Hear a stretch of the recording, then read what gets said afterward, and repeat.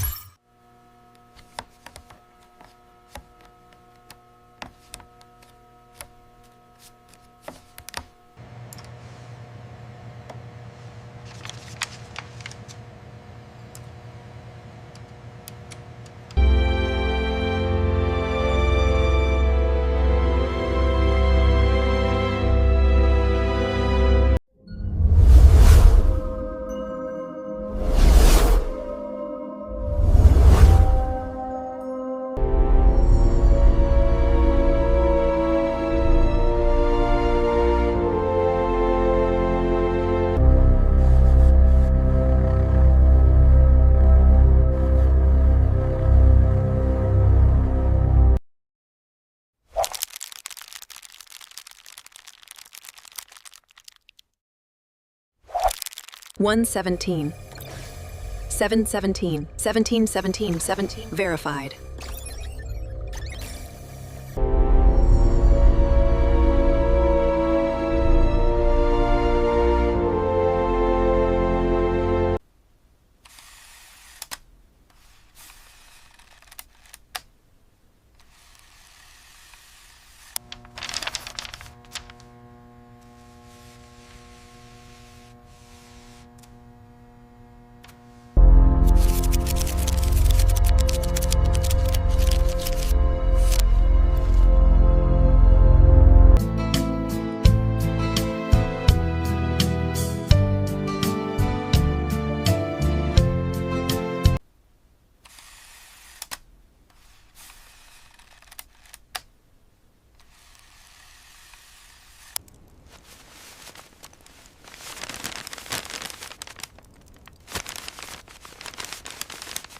From 1776 to 2024, the timeline shows significant change. It is around 2006 that the number of languages truly begins to increase exponentially.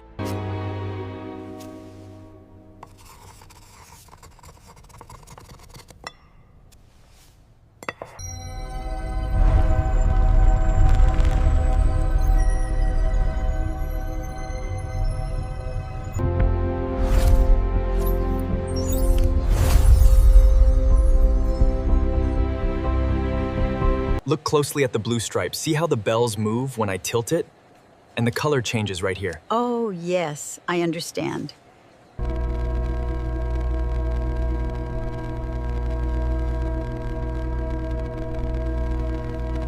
The pie chart illustrates that 70% of the area is composed of English microtext, while the remaining 30% consists of other languages.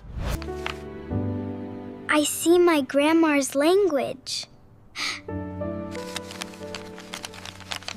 From wartime propaganda targeting currency, we transition to the modern dollar, the bedrock of international finance. As you can see here, the bill mandates translation across all 17 recognized languages. We've highlighted each location specifically. 17 different languages, all ready for print. From Latin to kanji, each plate represents a unique voice. One, uno, ein, un. This is the color-shifting security ink. When tilted, it reveals a different language, in this case, Arabic. Observing the grain structure now. Consistent annealing across the sample. No microfractures detected. The ink is pulled into the microgrooves by capillary action, filling the channels smoothly. The human hair is 70 microns wide, while the microtext line is 15 microns. As you can see, the hair is significantly thicker.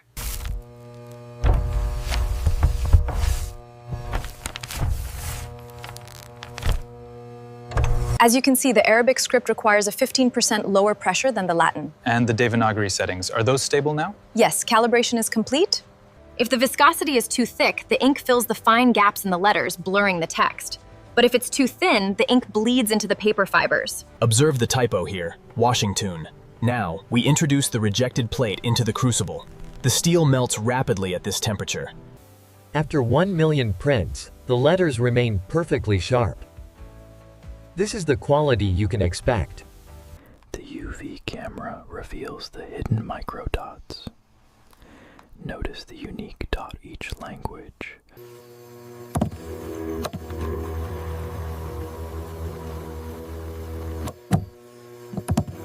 Overlay of microtext alignment guide.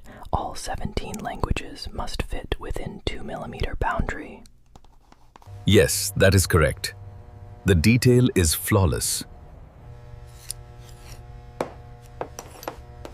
As the document expands, the 17 language zones illuminate sequentially, revealing a tapestry of communication. The letters are actually made of smaller letters. F-E-D, F-E-D, F-E-D.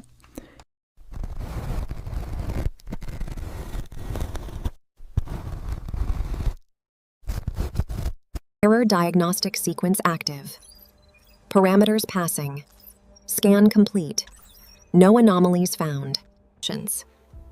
Here we compare 3 distinct typefaces on a single bill. First, the classic serifs of Times New Roman. A textured, solid block of microtext. The detail here is absolutely incredible. Notice the way the light catches the ink. The hydraulic press applies 50 tons of force, ensuring the microtext transfers perfectly onto the paper fibers. Each specific language file requires its own unique font file for the engraving robot to process the data correctly. This ensures 100% accuracy across all products. Aligning the bill for a 9600 DPI scan, the light bar glides smoothly. Now on screen, notice the perfect legibility of every language. Accuracy, 99.9997%. Crisp greenbacks floating down softly. So crisp, look at the texture. $100. From blank paper to global language.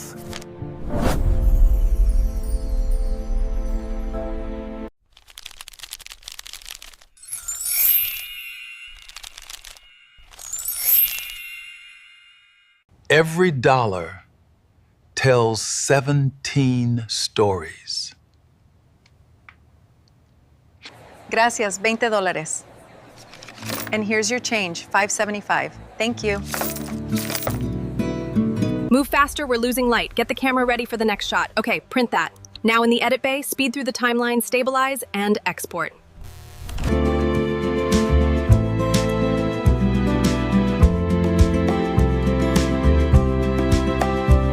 It takes 65 tons of pressure to print microtext. Thanks for watching our factory tour. To see more behind-the-scenes content, make sure you hit the subscribe button right here. Scene 153. Another fact. If typed out, all 17 languages would fill 3 pages. Watch next, how the US Mint makes coins.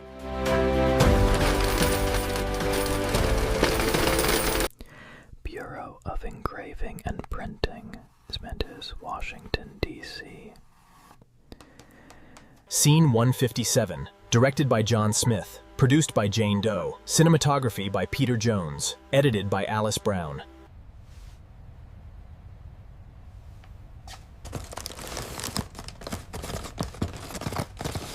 Printed with pride in the USA. Read by all. Uploaded inside the VT Process Money Factory.